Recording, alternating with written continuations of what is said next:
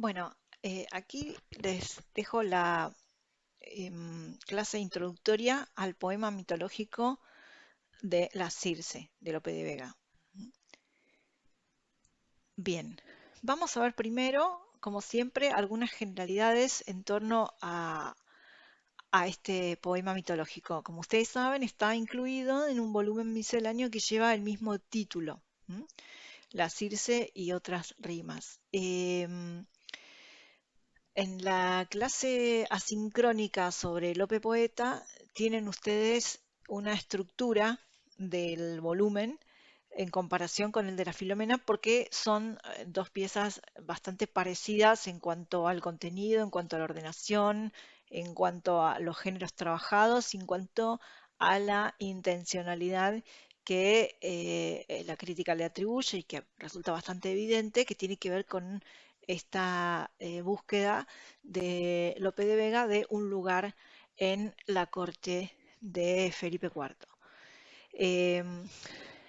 La fecha de publicación de la miscelánea es 1624.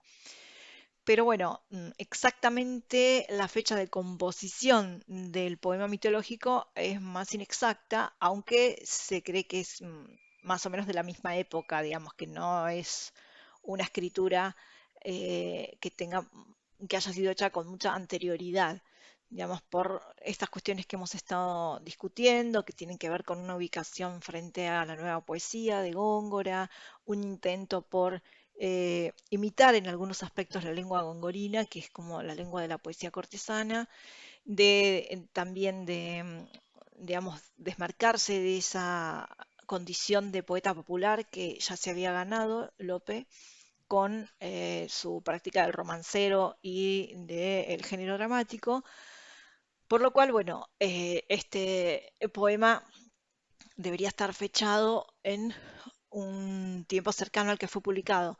Además, hay una cuestión que tiene que ver con una orientación de filosofía moral, de platonismo amoroso en el poema, que a los críticos les hace pensar en un cambio, digamos, eh, bueno, tiene que ver con un cambio en su vida, pero también con un cambio en la orientación de muchos de sus textos, un poco más hacia una exaltación del amor casto, ¿no? Y bueno, el cambio en su vida tiene que ver con el inicio de las relaciones con Marta de Nevares, que será su última mujer.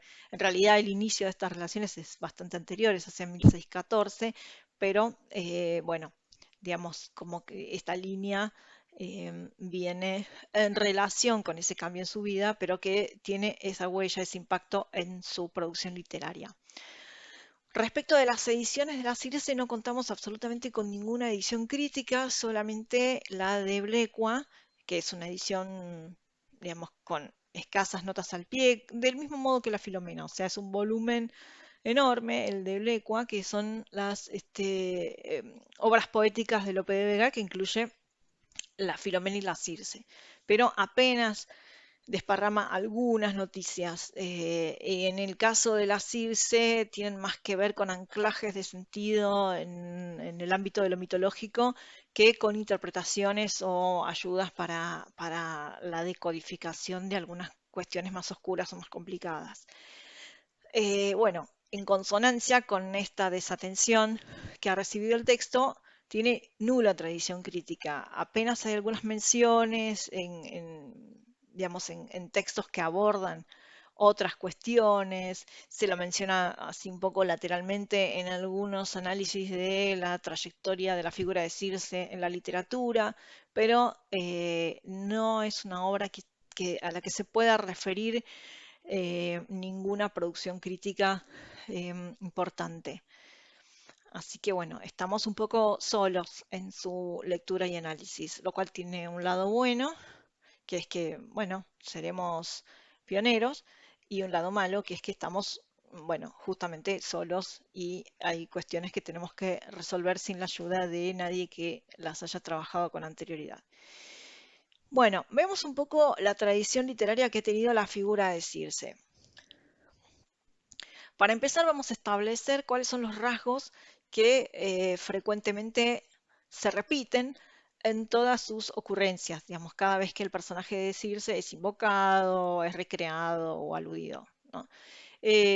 Primero, bueno, su genealogía divina de carácter solar, ¿no? Siempre se la designa como eh, hija del sol. Em, digamos, la posesión de poderes mágicos, pero además de poderes mágicos para hacer conjuros o hechizos, bueno, los vinculados a la seducción, ¿no? Es decir, es una figura de la que siempre se destaca eso, la atracción inmediata que produce sobre los hombres. Y a raíz de eso, la metamorfosis bestial de los hombres. Es decir, en general en todos los relatos en los que Circe aparece o en todas las alusiones que se hacen de ella, se consta que transforma a los hombres en animales, ¿no? Hay mayores o menores variaciones, a veces son solo cerdos a los que guardan una posilga, a veces son otros animales de distintas alcurnias, por decirlo de alguna manera, ¿no? Eso como generalidad. Bueno, tiene algunos atributos que son la varita, eh, bueno, fundamentalmente eso, ¿no? Y los filtros, ¿no? Los bebedizos que coloca en las bebidas. Em, Esas serían, digamos, como las generalidades. Y bueno, en lo que tiene que ver con la leyenda homérica, en las distintas versiones que desde la Odisea se han realizado, bueno, se consta también el encuentro con Odiseo, la posibilidad de Odiseo de resistirse a los encantos de Circe, pero mediante la advertencia y el auxilio de Hermes. ¿Sí? Esto también siempre aparece, es decir, es gracias a que Hermes le advierte lo que tiene que hacer, que Ulises puede resistirse em, mediante digamos, el uso de esta hierba, la hierba Molly, que lo protege de los filtros de Circe y de la instrucción de amenazarla con la espada y hacerla jurar por la Estigia que no va a producirle daño. Luego hay otra deriva que tiene que ver con la leyenda argonáutica. Ahí Circe conserva igual todas las características que describimos, pero su intervención tiene que ver con la purificación del crimen de Medea. Esto lo digo rápido porque no tiene mucha relación con la Circe de Lope, pero Medea y Jasón, tras haber cometido una serie de crímenes de los cuales el mayor o el más terrible es el asesinato del hermano de Medea, recalan en la isla de Circe para pedir la expiación. Medea es sobrina de Circe. De modo que le está pidiendo a la maga que la ayude a expiar el crimen de su sobrino, ¿no? Porque a quien asesinó es a su propio hermano. Bueno, y acá también aparece toda la cuestión de la fabricación de conjuros, de filtros, de elementos para hacer rituales mágicos y a través de eso consigue la absolución de Medea por ese crimen. Eh, Bien, vamos entonces a lo que podríamos llamar las fuentes clásicas. De todos modos, me hago una reserva del uso de la palabra fuentes. Con esto no quiero decir que Lope tomó la leyenda de ahí, ¿no? Es decir, son los textos clásicos o las obras de la antigüedad en las que la leyenda de Circe aparece más o menos desarrollada, pero sin que el uso de la palabra fuentes implique que son una vía directa de transmisión para Lope. Bien. Entonces, acá tenemos muy sintético, no quiero decir que estos son los únicos, pero brevemente reseñado cuáles son las vías por las que el mito se difundió en la antigüedad. Para empezar, tenemos a Hesíodo que cuenta justamente el nacimiento y descendencia, ¿no? Es a partir de Hesíodo que se instala esta genealogía solar de Circe, ¿no? Ahí tienen, en caso de que quieran verlo, los versos de la Teogonía en los que se habla del nacimiento de Circe. Bueno, luego Apolonio de Rodas en las Argonáuticas, que es una especie de épica, ¿no? Cuenta la llegada, esta deriva que les contaba hace un ratito, que tiene que ver con la leyenda de los argonautas, ¿no? O sea, la llegada de Medea al palacio de Circe para suplicar la absolución por el crimen de Absirto, ¿no? Esto es lo que se cuenta en el libro cuarto de las Argonáuticas. Pero bueno, lo que importa ahí quizás no es tanto en el texto este, en el libro cuarto de las Argonáuticas, no es tanto este relato, sino, bueno, cómo es descrito el palacio, digamos, qué se dice que hay ahí, la alusión a la presencia de los animales, toda esta cuestión que va, digamos, como configurando, como fortaleciendo, digamos, los rasgos básicos de este personaje, ¿no? Bueno, Apolodoro, un poquito posterior a Apolonio, retoma esa misma historia, es decir, en la biblioteca mitológica, en el libro 1, se habla de esto, de la llegada de Medea al palacio de Circe y de todo este episodio con Jasón y la absolución del crimen. Pero también, insisto, lo que importa de esto, en relación a lo que estamos tratando de establecer, es cómo se repiten esos rasgos eh, del personaje. Y luego, Higino cuenta una síntesis de la Odisea. Es decir, acá sí, en las fábulas de Higino, lo que tenemos es nuevamente la vía homérica, digamos, el cuento de la llegada de Ulises, el hechizo de los compañeros, la aparición de Mercurio, la hierba y la resistencia de Ulises. Es como un resumen, como les decía, de la Odisea. Entonces, bueno, estos serían como los textos en síntesis, los textos por ahí más difundidos, más conocidos o más importantes en los que aparece Circe como personaje. De todos modos, en muchos textos va a ser nombrada en montones de contextos literarios mediante alusiones a sus poderes, a su hermosura, a su capacidad de seducción, a la facilidad con la que rinde la voluntad de los hombres. Por ejemplo, en la literatura elegíaca romana aparece muchas veces, aparecen menciones a Circe enfocadas en estas cuestiones. De cualquier modo, bueno, los textos quizá más importantes o que más pueden haber impactado o que más relevancia pueden tener para nuestra Circe, para la de Lope, son estos dos que vemos destacados, la Odisea y Metamorfosis. Digamos, bueno, sí, cualquiera así de entrada puede pensar que sí, la principal fuente para un texto que tiene por protagonista a Circe va a ser la Odisea. Pero bueno, ya hablamos otras veces de cómo se tejen estas mediaciones textuales de los libros de la antigüedad, de las obras de la antigüedad, en su tránsito hasta el siglo de oro, ¿no? Entonces, bueno, pensar que la Odisea es una fuente directa también es complejo porque, bueno, hay mucho en el medio, eh, mucha producción textual en el medio, mucha intermediación. Vamos a ver de todos modos qué pasa con la Odisea. Eh, lo que nosotros tenemos recreado en la Circe de Lope de Vega se relaciona con dos cantos de la Odisea, con el canto 10 y el canto 11. Recuerden, bueno, no sé si la han leído, si la tienen presente, si alguna vez han trabajado con la Odisea, tiene una estructura compleja.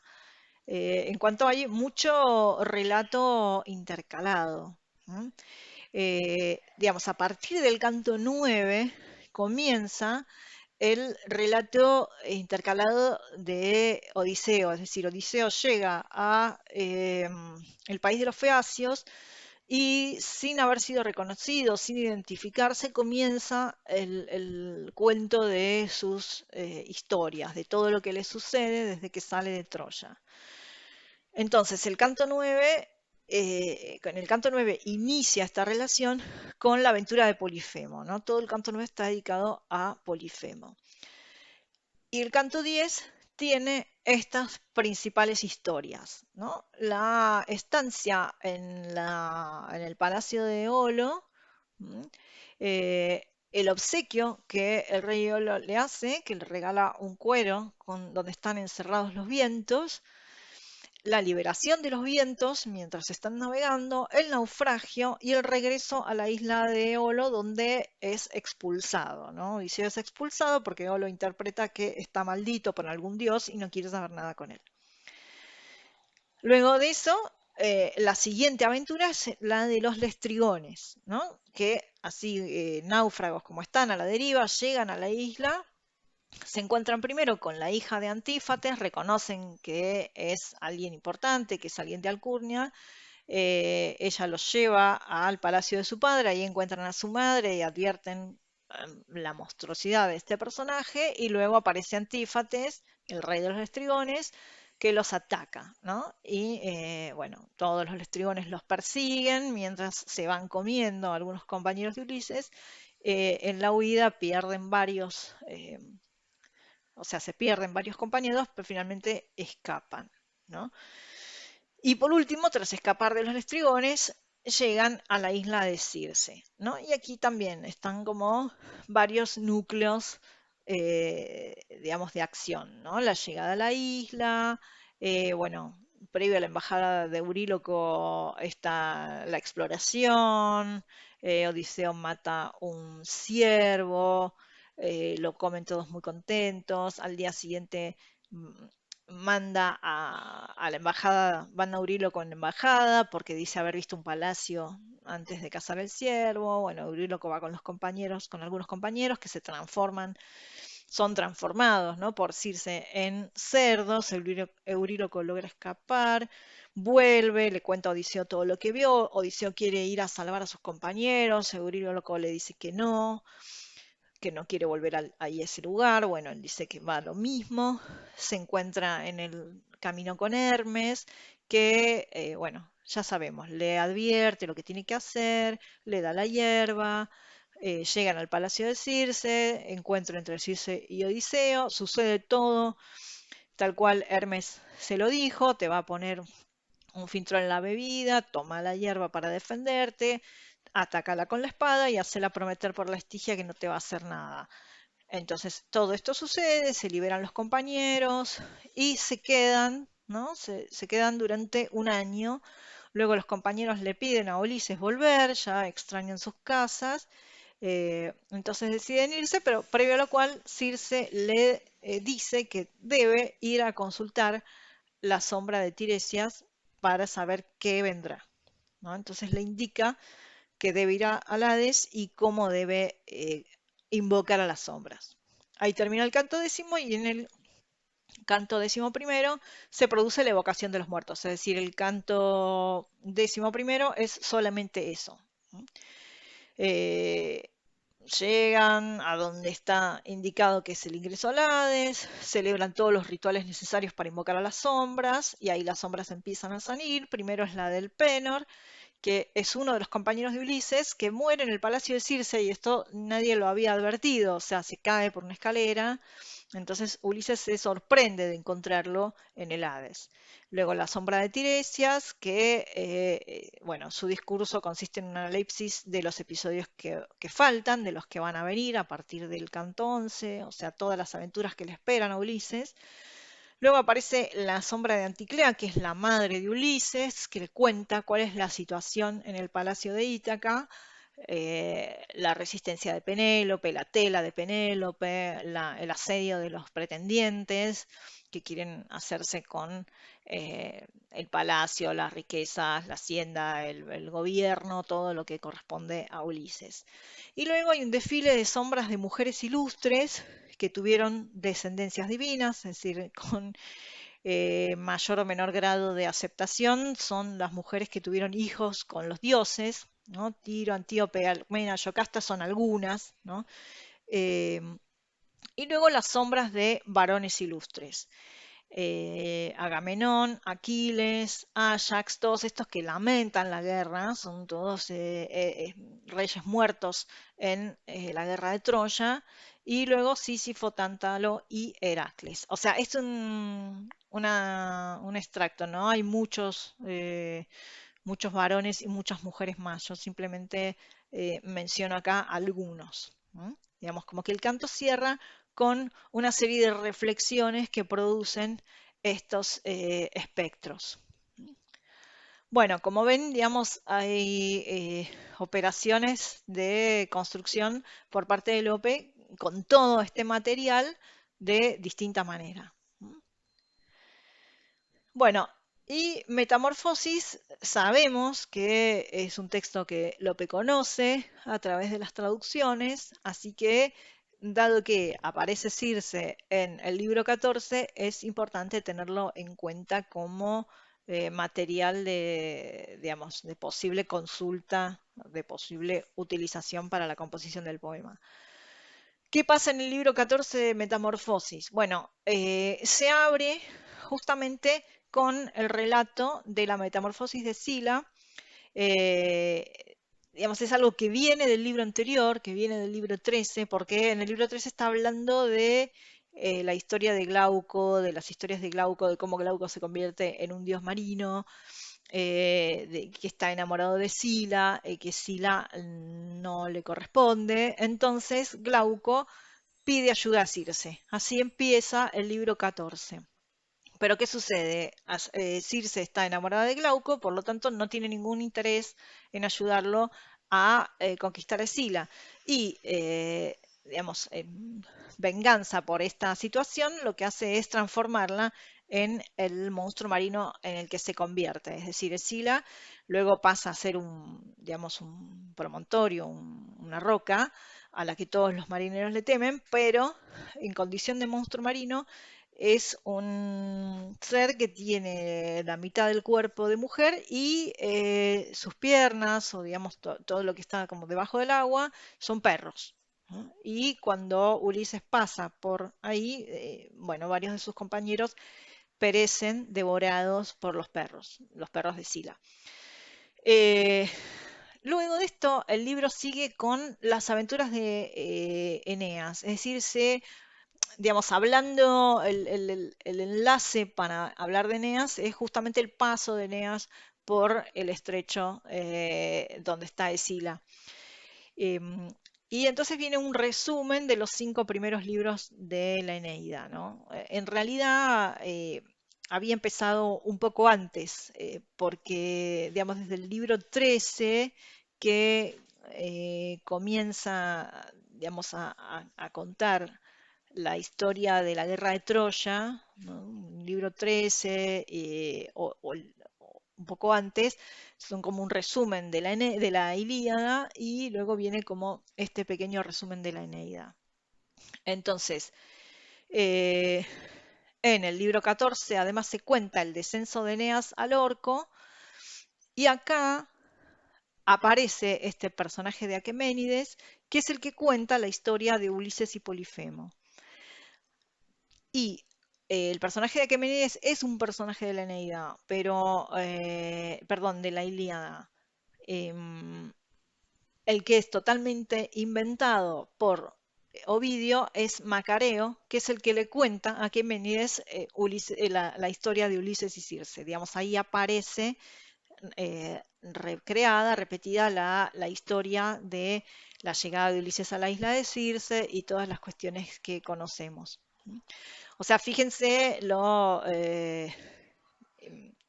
intrincado de la inserción de este relato, ¿no? Después hay otras leyendas asociadas a Circe y luego culmina el libro con, o sea, retoma toda la cuestión de la historia de Eneas, ¿no? Vuelve a concentrarse en la Eneida, ¿no? Y viene la parte, digamos, lo que sería la segunda parte de la Eneida después del descenso de Eneas al Orco, que es toda la lucha por la disputa del poder con Turno, que es el rey de los itálicos, y todas las leyendas propiamente itálicas, todas leyendas bien romanas, para cerrar el libro. Bien.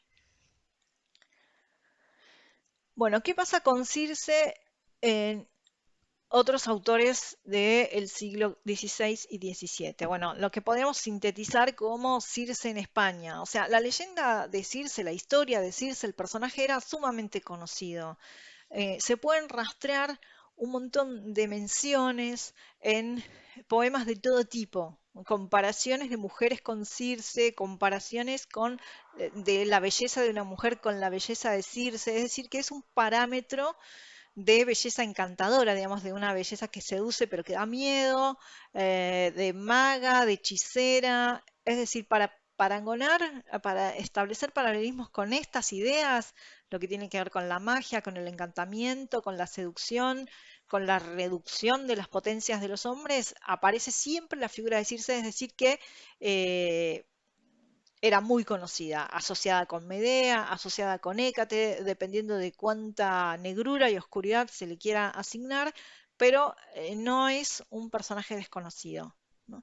Ahora, de ahí a obras que cuenten pormenorizadamente las historias que la involucran de manera protagónica, hay una distancia, ¿no? Y por otro lado tenemos el desarrollo de lo que podemos llamar la leyenda moral. Esta leyenda moral no es propia ni exclusiva del siglo de oro, es decir, arranca de antes y tiene que ver con lo que comentábamos en otras de las clases asincrónicas, de la intención de asignar una explicación a la mitología clásica que case un poco más con la ideología cristiana, digamos. Todos, lo que decíamos la otra vez, todos estos dioses, estos héroes que hacen estas cosas tan extrañas, que tienen inclinaciones y apetitos humanos, que se enojan, que se pelean, que se seducen, que se engañan, que hacen cosas impropias para dioses, bueno, tienen que explicarse de alguna manera y a eso concurren estas tres vías de exégesis que tienen que ver con lo histórico, con lo moral y con lo físico, digamos, con lo natural. Entonces hay muchas obras que trabajan con esta orientación, pero, insisto, esto no es algo exclusivo de este tiempo. Incluso en la antigüedad ya Homero había necesitado defensores porque digamos, este juicio, esta reserva sobre lo que pasaba en estas obras, digamos que salían los dioses a favorecer a uno, a otro, que intervenían en la guerra, que hacían ganar o perder las batallas, ya causaba algún tipo de inquietud en la misma antigüedad. Entonces, esta vía de interpretación de lo mitológico no es privativa ni exclusiva del siglo de oro. De hecho, durante la Edad Media se escriben un montón de ovidios moralizados, es decir, para, digamos, como un poco salir al cruce del inmenso éxito de las metamorfosis, bueno, algunas versiones en donde se moraliza sobre las leyendas que ahí se cuentan. ¿Mm? Entonces, bueno, vamos a ver también qué pasa en este sentido con Circe y su historia. Veamos primero las versiones literarias, ¿no? Tenemos, digamos, textos líricos que, digamos, se concentran en la leyenda de Circe o de Ulises. No que la nombran, ¿no? Insistimos en esto, en las diferentes apropiaciones que se puede hacer de la materia mitológica. No es punto de comparación, no es que simplemente aparece mencionada para compararla con alguna mujer bella o encantadora, como dijimos antes, sino que hay una intención de desarrollar un poco más el tema. Uno es una oda de Fray Luis, Las Serenas, se llama Las Serenas y está dedicada a Querinto. Y su primer verso es No te engañe el dorado. No la transcribí acá porque es un poco larga, ¿no? Pero bueno, si les interesa o la quieren conocer, la pueden buscar con ese inicio, con ese verso inicial, o después me dicen y se las paso. ¿Mm? Pero justamente es una oda de carácter admonitorio donde a este Querinto se le advierten de ciertos peligros, ¿no? Que tienen que ver justamente con la seducción de las mujeres, ¿no? Eh, y justamente se invoca a Ulises como el que se resistió a todo esto. En realidad, eh, se enfoca más por ahí en la historia de las sirenas, ¿no? Y cómo Ulises resiste el canto de las sirenas, que a Circe, pero a Circe también se la nombra. Y después Juan de Argijo, ¿no? Que ya lo nombramos, lo nombró Florencia en la clase asincrónica de la Andrómeda, porque tiene un soneto dedicado a Andrómeda. También tiene un soneto a Ulises, que ese sí lo transcribí acá, porque es cortito, y en donde vemos justamente la presencia de este sentido, ¿no? Moral que coloca a Circe en el lugar del engaño, de la seducción negativa, digamos, de la mujer liviana, y a Ulises en el lugar del hombre casto que resiste, que no cede a estos embates, ¿no? Eh, lo leo para que vean, digamos, cómo aparece esta cuestión, pero ahí lo tienen también. El griego vencedor que tantos años vio contra sí constante la fortuna, el que pudo sagaz de la importuna Circe vencer los mágicos engaños, el que en nuevas regiones y extraños mares temer no supo vez alguna, el que bajando a la infernal laguna libre volvió de los eternos daños, los ojos cubre y cierra los oídos, de las sirenas a la vista y canto, y se manda ligar a un mástil duro, y negando al objeto los sentidos, la engañosa belleza y fuerte encanto, huyendo vence y corta el mar seguro. ¿Mm? Fíjense que es como una, bueno, una buena síntesis de algunas aventuras odiseicas y justamente una exaltación de este valor de Ulises como hombre prudente que no cede, ¿no? a bueno, los engaños, ya sea de Circe, ya sea de las sirenas. ¿No? Bien. Después del lado de la dramaturgia destacamos dos obras de teatro eh, que tienen, digamos, como tema central la figura, digamos, la historia de Circe. En realidad, la primera es una obra escrita entre tres dramaturgos, Mira de Amezcua, Juan Pérez de Montalbán y Pedro Calderón de la Barca, que se llama Polifemo y Circe. Es una comedia, o tiene tintes de comedia y cruza las dos historias, ¿no?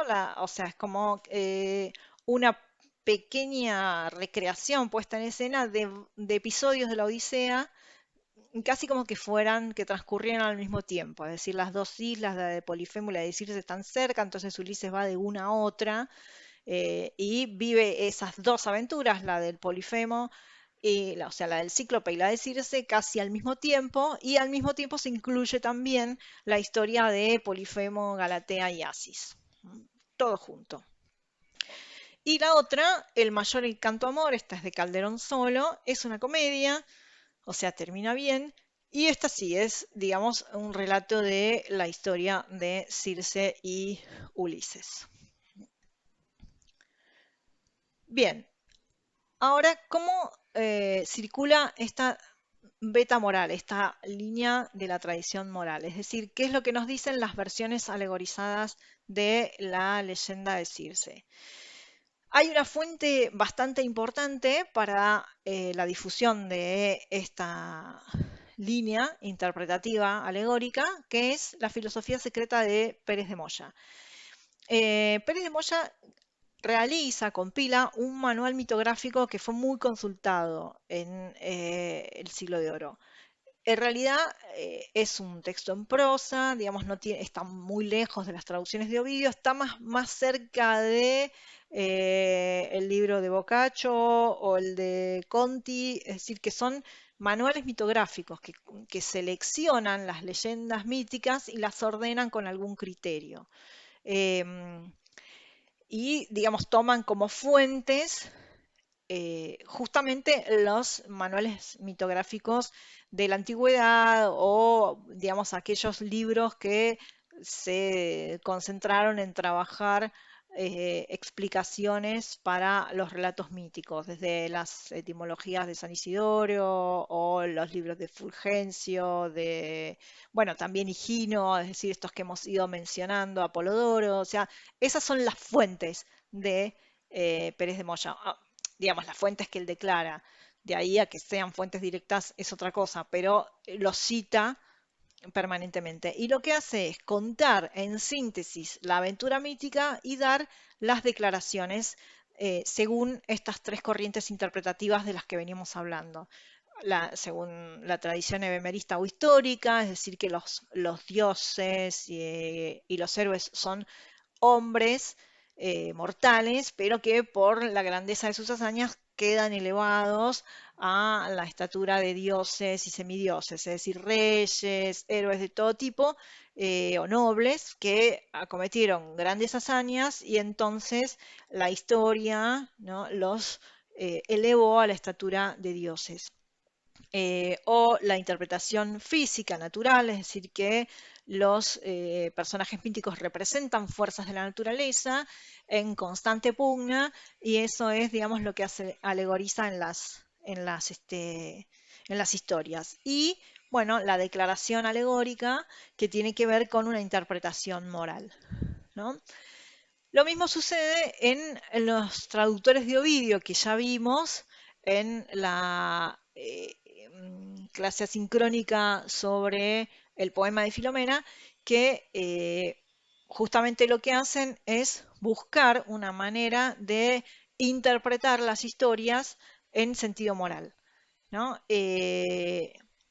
Vimos que Bustamante era el único que no lo hacía por separado, sino que toda esta interpretación estaba tejida en la traducción, y que después Pérez Sigler, Sánchez de Viana y Felipe May lo que hacían es agregar la declaración moral después de la traducción o al final o en algún momento, y que generalmente elegían otra forma métrica o la prosa para vehiculizar sus interpretaciones morales. Entonces acá les dejo una cita de Pérez de Moya y una cita de Pérez Sigler para que vean, digamos, cómo está bien en sintonía esta lectura moral. De hecho, casi repetida. Eh, la leo más o menos rápido para poder retomar algunos aspectos. Circe es aquella pasión natural que llaman amor deshonesto, que las más veces transforma a los más sabios y de mayor juicio en animales fierísimos y llenos de furor, y algunas veces los vuelve más insensibles que piedras, acerca de la honra y reputación que conservaban con tanta diligencia antes que se dejasen cegar de esta fierísima pasión. Y porque el que mucho se deleita de holgarse con las comunes y sucias mujeres es comparado al puerco, por esto fingieron los sabios haberse convertido los compañeros de Ulises en estos animales. Con ningún otro se dice haber tenido que ver Circe sino con Ulises. Por Ulises se entiende la parte de nuestra ánima que participa de la razón. Circe es la naturaleza, los compañeros de Ulises son las potencias del alma que conspiran con los afectos del cuerpo y no obedecen a la razón. La naturaleza, pues, es el apetecer las cosas no legítimas, y la buena ley es detenimiento, y freno del ingenio depravado. Mas la razón, entendida por Ulises, permanece firme sin ser vencida contra estos halagos del apetito. ¿Mm? Bueno, van viendo por dónde circula la interpretación, cómo se construye esta lectura alegórica de la leyenda de Circe. Lo mismo pasa con Pérez Sigler. Fíjense que incluso hay sintagmas muy parecidos, ¿no?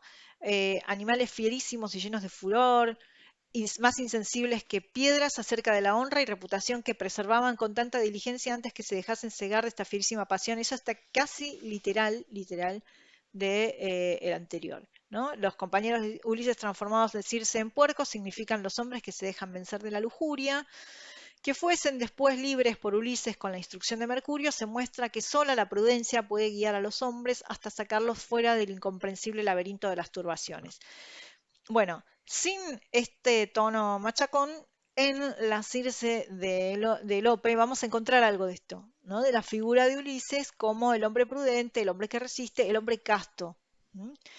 que, repetimos, esto no necesariamente está en todas las versiones de la historia de Ulises y Circe. De hecho, se habla, digamos, la mitología contempla la existencia de un hijo de ambos, que es el que después le da muerte a Odiseo, Telégono.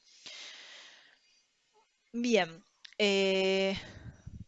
bueno, y por último tenemos la Ulixea, que es la traducción de la Odisea. O sea, es una traducción en verso hecha por el Gonzalo Pérez, perdón, que era el secretario de Felipe II.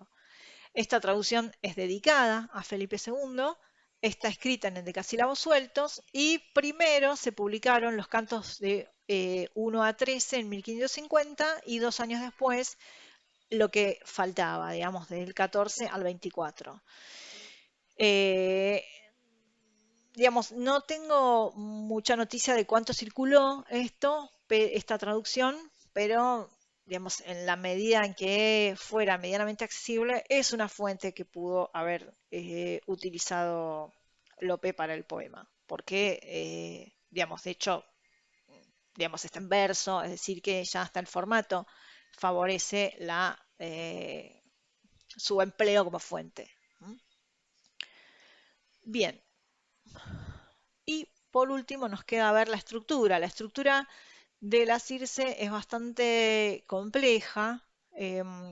Digamos, son 3 cantos, pero no se evidencia en este caso, no se ve tan claro en la base de la organización dramática como en la Filomena. Es decir, son 3 cantos de extensión dispar. Bueno, el primero y el tercero son equivalentes en cuanto a la extensión, pero el segundo es bastante más breve. Y bueno, ahora vamos a ver cómo distribuimos las unidades narrativas. Insisto, esta estructura es una propuesta para ayudarlos a seguir el texto, para más o menos ir viendo en qué parte están. Ni es la única estructura, ni es la mejor, ni están obligados a acatarla para nada, ni aprenderla, ni nada. Es simplemente en la medida en que sea útil. ¿Mm? Fíjense que lo que vemos en el canto primero da una, bueno, idea de lo compleja que es, ¿no? Em, en cuanto a la dedicatoria, se repite algo parecido a lo que pasaba en la Filomena, es decir, que es como una dedicatoria doble. Primero se habla al personaje que protagoniza la, la obra y luego al dedicatario, ¿no? Que esto, bueno, no lo mencioné antes, pero es importante, está dedicada al conde duque de Olivares, bueno, en este momento solo conde, que es el valido de Felipe IV, ¿no? Es el hombre de confianza, la mano derecha, el hombre importante, es él, sin duda, el personaje de la corte al que hay que ganarse si uno quiere entrar a Elia. Este, Además, toda la miscelánea le está dedicada. Es decir, hay una operación parecida a la de la Filomena, en la que la miscelánea se dedica a la misma persona a la que se le dedica después la primera composición. Eh, bueno, no se produce acá lo que pasa en la Filomena, que la dedicatoria o las invocaciones a esta figura del dedicatario se vuelven a repetir al inicio del canto segundo y el tercero, sino que en este caso inicia la materia odiseica y sigue hasta el final, salvo algunas intervenciones de la voz poética o algunas invocaciones puntuales, ¿no? Bueno, eh, la, la, mm, la fábula arranca con un claro tono épico, ¿sí? Con esas escenas de la destrucción de Troya, como para ubicar, situar la materia, y luego empiezan los episodios netamente odiseicos, ¿no? El del Odre de los Vientos, la llegada a la isla de Circe, eh, la embajada, la transformación de los compañeros, el regreso de Euríloco con el aviso de lo que pasó, eh, bueno, la invocación a Mercurio, luego el encuentro de Ulises y Circe, y hay una serie de elementos que tienen que ver con la específica recreación de Lope, que después los vamos a ver más en detalle en la clase, como por ejemplo la recorrida por el palacio, la sala de pinturas, en donde se evocan otros mitos clásicos, ¿no?